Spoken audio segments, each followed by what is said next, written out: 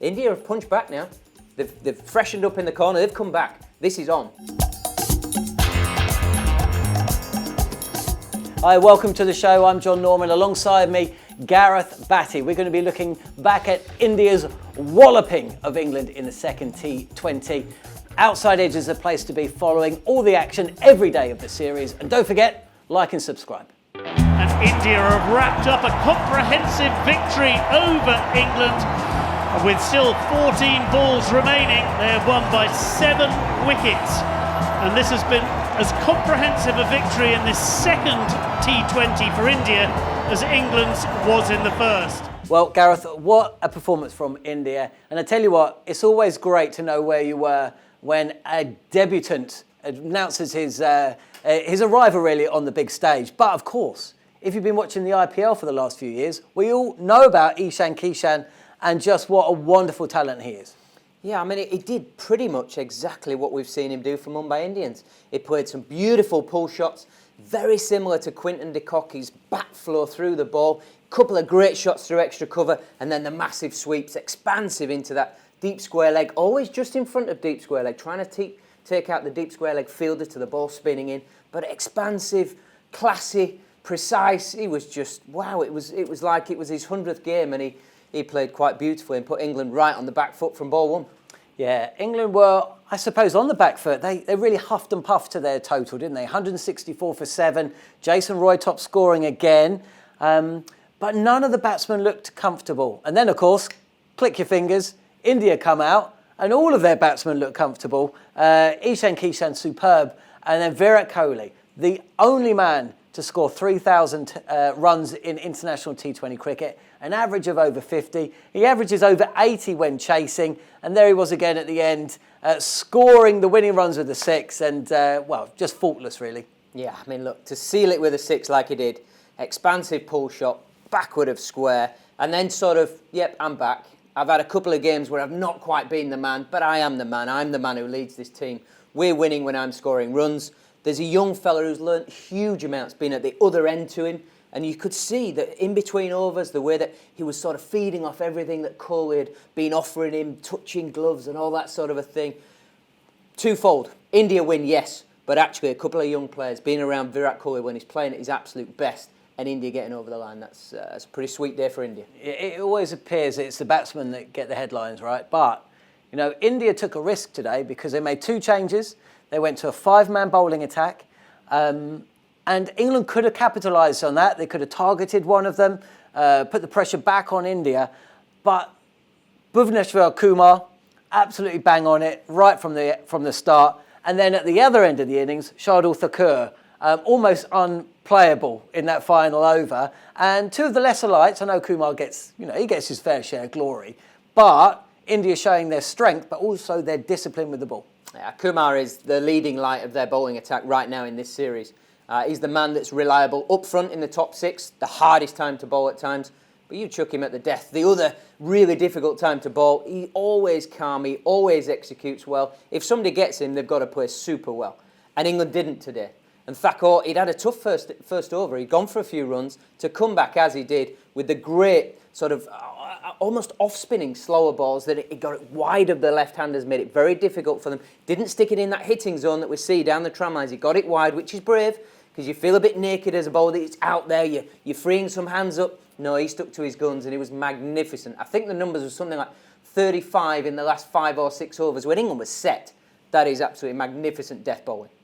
And then, of course, when it came to England bowling, it was the Indians who put the pressure on. Tom Curran, your teammate at Surrey, first over going for 16. He comes out the attack. Ben Stokes comes into the attack. His over goes to 17.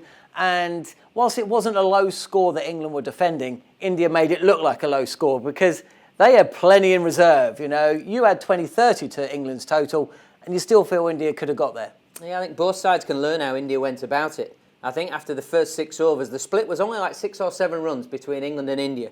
But India then capitalised. They went through the gears. 2 guys got to 50. The captain went on and got a match-winning innings of 70-odd to get them over the line. England just faltered, and almost did in the first game to an extent. Nobody's getting the bigger score when we need somebody to bat around. And we can learn from how India went about that today. The great man is at one end. Everybody else is allowed to come in. Ishan Kishan, don't forget, 20 odd in 12 balls or 13 balls, allowed him to wear beautiful cameo to put the pressure back on England, because the great man stood at the other end. You can do everything you want with absolute confidence. England needs somebody to be getting that 70-plus score to allow everybody else then to bat around them. Well, look, we didn't have the Rishabh Pant reverse paddle scoop over his head to a 90-mile delivery from Jofra Archer today, but there were plenty of moments to enjoy about the second T20. And Chris Jordan is into the attack, and he's starting with the ball down the leg side. Josh Buttler can't take it cleanly. It's going to go away for 4. I think that's going to be 4 wide. Absolute sitter from Josh Buttler. Well, going to his left, you'd expect a keeper to catch that, though. Look at the size of the gloves. Yeah, he's got to catch Massive. that. But it could have been so different, couldn't it? KL Rahul going early. In fact, let's not forget, that's just the first time in India's T20 history that, whilst batting, they've suffered a wicket maiden going against them. And then, of course, when on 10, Virat Kohli, first ball of Chris Jordan's spell, just nudges it fine. Josh Buttler dives to his left, drops the ball, and, well, what could have been? We don't know. Compounding the issue, how often have you seen Ben Stokes drop the kind of chance that he did at mid-on? Ishan Kishan was on 40 at the time. He'd already made the difference. But, you know, England were 10 out of 10 in the first T20, but their fielding certainly wasn't 10 out of 10 today. Yeah, it was a curious one, the Buttler mistake down the leg side, because Jordan had got the ball horribly wrong. It was going a long way down the leg side, so Kohli to get some sort of bat on it was pretty good in the instance. And he got both hands at it. He was moving pretty well. He wasn't at full stretch. He wasn't at the extremity of his movement. You just feel like that was a bit more sort of bread and butter. So just one of those things, down to human error. But then Stokes, sometimes with the lights being around the top of the stadium, you're looking the trajectory of the ball, sometimes it's just in there, and it went through his hands, so I don't think he had the depth perception. He actually thought the ball was here as opposed to actually being in the hands, however it may be, and it sort of hit him and went off. I don't think the second one was too crucial because he only went on to get another 10 or 15 runs, but Kohli, massively crucial for the psyche of the game, not only the runs that he scored. Quite a good game for us. I think we ticked all the boxes that we wanted to, especially in the first innings with the ball. There were 100 at the end of 12 overs, 130 at 15, and to give away only 34 in the last 5, I think it was very smart bowling by all our bowlers. Special mention to Washi. He bowled to only one left-hander in the middle and to all right-handers. Used the big boundary really well, changed pace. But then Bhuvi, smart operator. Shardul bowled well at the end. Hardik chipped in with a few. Chahal was good today as well. And all in all, very, very happy with our bowling effort, and then, with the bat as well, convincing finish. So Virat Kohli, the India captain, a very happy man. But both Virat Kohli and Owen Morgan, the England captain, and there's a lot of respect there. In fact, there's a lot of respect between these two teams.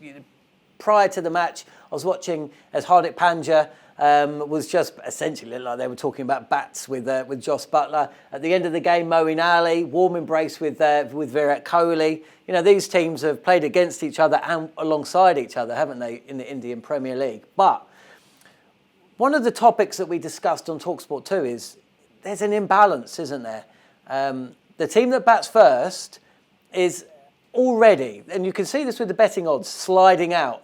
As soon as England lost the toss, their odds went way out and India's narrowed. And that's a problem with the game, isn't it, when it's so heavily stunted statistically in favour of the team chasing? Yeah, but I think that is the job of both teams, both sets of players. We've got some amazing players on both sides that you've already touched on. They need to find a way of getting enough in that first innings. And that, for me, is almost taking heart and actually learning from how India went about their innings.